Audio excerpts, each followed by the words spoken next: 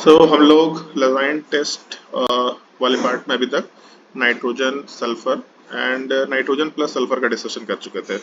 हर एक केस में एक पार्ट हम लोग का फिक्स था अभी तक कि हम लोग सोडियम फ्यूजन करा के या सोडियम के साथ फ्यूजन करा के बेसिकली एक्सट्रैक्ट का फॉर्मेशन कर रहे थे, जिसको हम लोग सोडियम फ्यूजन एक्सट्रैक्ट बोल रहे थे। उसका हम लोग एसिडिफिकेशन करा सकते हैं या फिर अल्कलाइन सॉल्यूशन का फॉर्मेशन करा सकते हैं। हर जगह पे हम लोग का सेम ऑलमोस्ट प्रोसेस था। सिमिलरली अगर हम लोग हैलोजेंस के लिए टॉपिक का डिस्कशन करें, हैलोजेंस में भी हम लोग सबसे पहले एसिडिफिकेशन कराते हैं। एसिडिफिकेशन कराने के लिए कहीं कहीं पे कुछ कुछ रिक्वायरमेंट्स के हिसाब से अलग अलग कंपाउंड्स है। यहाँ पे हम लोग नाइट्रिक एसिड का यूज करते हैं। नाइट्रिक एसिड का यूज करने का एक सर्टेन पर्पस है, कर लेते हैं हम लोग discussion. Acidification, nitric acid basically एक हेल्प करेगा। हो सकता है कि एक ऑर्गेनिक कंपाउंड में हैलोजन के अलावा नाइट्रोजन एंड सल्फर हो। नाइट्रोजन वाला पार्ट जो है ये हो सकता है Cn- का फॉर्मेशन कराए, जैसे हम लोगों ने पहले डिस्कशन किया था। सल्फर वाला पार्ट हो सकता है सल्फाइड का फॉर्मेशन कराए, ये भी हम लोगों ने डिस्कशन किया था। हम लोग आगे जो रिएक्शंस कैरी आउट करेंगे हैलोजन के आइडेंटिफिकेशन में, उस रिएक्शंस में sulphide ions and cyanide ion problem create करेंगे। बेसिकली उस प्रॉब्लम को दूर करने के लिए हम लोग या बेसिकली इन दोनों को हम लोग रिमूव करने के लिए कॉन्क HNO3 यूज करते हैं। कॉन्क HNO3 वाला पार्ट इन दोनों कंपाउंड को डिकम्पोज कर देगा। ऐसा लिख सकते हैं कॉन्क HNO3 में जो Cn- है या जो H2- है सल्फाइड आयन, इन दोनों का डिकम्पोजिशन हो जाता है। डिकम्पोजिशन होने से एक फायदा होगा कि फर्दर रिएक्शन कराने पे एटलीस्ट हम लोगों का कोई प्रॉब्लम नहीं आएगा। फर्दर रिएक्शन करने के लिए केवल हैलोजन से एसोसिएटेड एक्सट्रैक्ट, और एक्सट्रैक्ट याद होना चाहिए सबसे पहले पार्ट में डिस्कशन किए थे सोडियम एक्सट्रैक्ट, केवल हम लोग सोडियम एक्सट्रैक्ट वाले पार्ट को ही अवेलेबल करा पा रहे हैं। सोडियम एक्सट्रैक्ट का एसिडिफिकेशन हुआ, और एसिडिफिकेशन होने के बाद हम लोग इसी कंपाउंड के अंदर AgNO3 डालते हैं।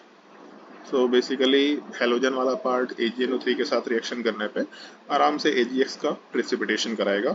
सबसे पहले स्टेप में AgX प्रेसिपिटेट होना है। ऐसा लिख सकते हैं हम लोग ओवरऑल रिएक्शन वाले पार्ट में कि हम लोगों का सोडियम एक्सट्रैक्ट का पहले हम लोगों ने कंसंट्रेटेड HNO3 के साथ एसिडिफिकेशन कराया, फिर उसी फ्रेशली प्रिपेयर्ड सॉल्यूशन को हम लोगों ने AgNO3 में डाला। यहाँ से हम लोगों को AgX का प्रेसिपिटेशन मिला।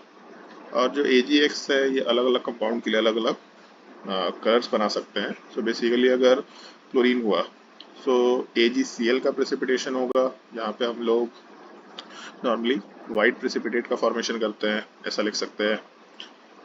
सिमिलरली अगर हम लोग Br की बात करते हैं, ब्रोमीन, ब्रोमीन वाला पार्ट AgBr का प्रेसिपिटेशन कराएगा। यहाँ पे हम लोग पेल येलो कलर की बात कर सकते हैं। पेल येलो मतलब बिल्कुल लाइट येलो की बात कर सकते हैं। लाइट येलो कलर का फॉर्मेशन होगा। एंड सिमिलरली हम लोग फिर आयोडीन वाले पार्ट में AgI सिल्वर आयोडाइड का फॉर्मेशन करा सकते हैं। इस केस में हम लोग को थोड़ा डार्क येलो या बेसिकली प्रॉपर येलो कलर का फॉर्मेशन मिल सकता है। Yellow precipitate, pale yellow precipitate और व्हाइट प्रेसिपिटेट, ये तीन चीजें हम लोग कंसिडर कर सकते हैं। हर एक पार्ट को हम लोग जो बेसिकली जो प्रेसिपिटेट मिल रहा है या AgCl, इस पूरे पार्ट को हम लोग reaction sodium hydroxide ammonium hydroxide के साथ कराते हैं। बेसिकली जो AgX है, इस AgX वाले पार्ट का हम लोग कॉम्बिनेशन अमोनियम हाइड्रोक्साइड के साथ कराते हैं। अब ये जो अमोनियम हाइड्रोक्साइड है ये अलग अलग सिचुएशन क्रिएट कर सकता है।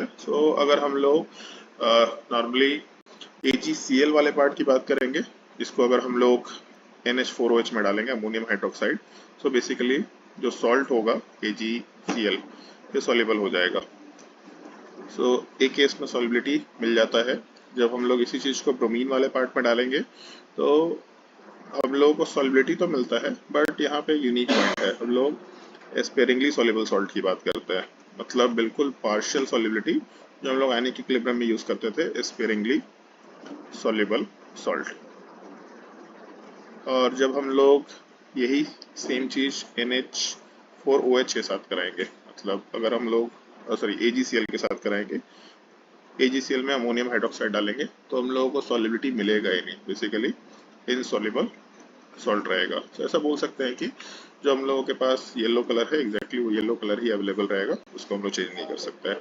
सो इसके बेसिस पे हम लोग आइडेंटिफिकेशन ऑफ हैलोजेंस कर सकते हैं। तो सबसे पहला स्टेप सोडियम एक्सट्रैक्ट बनाना है, जो लजाइन टेस्ट में हमेशा बनता था। उधर से NaX बनेगा सोडियम एक्सट्रैक्ट, फिर उसका हम लोग कॉन्ग HNO3 के साथ रिएक्शन करा के एसिडिफिकेशन कराएंगे। क्यों एसिडिफिकेशन कराएंगे? ताकि जो हम लोगों के साइनाइड और सल्फाइड से एसोसिएटेड प्रोडक्ट है वो Ag के साथ रिएक्शन करने के लिए अवेलेबल ना हो। AgCN बन सकता है, AgCN होल ट्वाइस प्लस या सॉरी माइनस, ऐसा कंपाउंड कॉम्प्लेक्स कंपाउंड बन सकते हैं।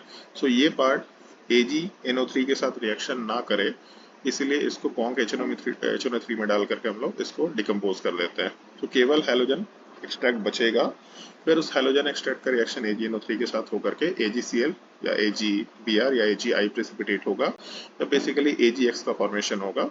उस AgX को हम लोग अमोनियम हाइड्रोक्साइड में डाल के उसका सॉल्युबिलिटी चेक करते हैं। अगर AgCl होगा तो वो सॉल्युबल नेचर का रहेगा, अगर AgBr होगा तो कलर तो मालूम रहेगा ही pale yellow but sparingly soluble होगा, और अगर AgI रहा तो AgI वाले पार्ट में हम लोग बोल सकते हैं कि प्रोडक्ट का फॉर्मेशन तो सॉरी येलो प्रेसिपिटेट तो बनेगा बट सॉल्युबल वाला पार्ट सॉल्युबिलिटी बिल्कुल इनकम्प्लीट रहेगा। इनसॉल्युबल सॉल्ट का फॉर्मेशन कंसिडर कर सकते हैं।